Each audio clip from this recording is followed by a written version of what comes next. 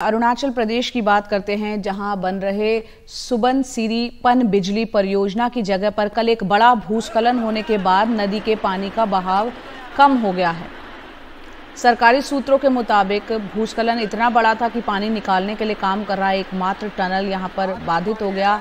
ये नदी आगे असम के लखीमपुर जिले से होकर बहती है। नदी का पानी कम होने के कारण लोगों को परेशानी अब उनकी बढ़ सकती है। साथ ही यहाँ चलने वाली नाव में भी फंस जाने का एक खतरा है। ऐसे में प्रशासन ने लखीमपुर में लोगों को नदी से दूर रहने को कहा है।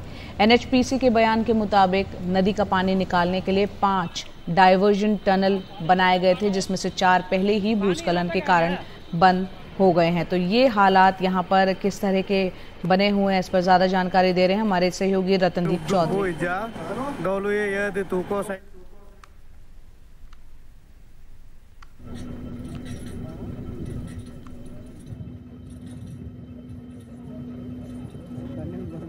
अरुणाचल में जो 2000 मेगावाट डैम बन रहा है सुबनसिरी नदी के ऊपर, lower Subansiri hydro power project, जो कि NHPC का प्रोजेक्ट है, वहाँ पे कल दोपहर को बहुत बड़ी एक लैंडस्लाइड के कारण जो टनल है जिसके माध्यम से जो पानी है, जो पानी का फ्लो डाउनस्ट्रीम में बरकरार रखा जाता है, उस टनल में ब्लॉकेज हो गया है। 5 टनल वहाँ पे हैं और अब तक 4 टनल में इस तरह के लैंडस्लाइड के कारण ब्लॉकेज हुए थे और आखिरी एक टनल काम कर रहा था, वो भी ब्लॉक हो चुका है। और इसके चलते डाउनस्ट्रीम में असम में जो लखीमपुर जिला है, वहाँ पे जो सुबनसिरी नदी है, सुबनसिरी नदी में पानी का बहाव बहुत गिर गया है और इसके कारण राज्य सरकार ने वहाँ पे जो डिस्ट्रिक्ट अथॉरिटीज़ हैं, उन्होंने लोगों को जो कि रिवर बैंक में रहते हैं उनको चेतावनी दी है कि वहाँ पे कोई भी एक्टिविटी वो नहीं करे और या फिर वो अपने जो मवेशी हैं वहाँ पे लेके नहीं जाए, क्योंकि बहुत ही ड्रास्टिक डिक्रीज़ हुआ है और एक डाउनस्ट्रीम इम्पैक्ट होने की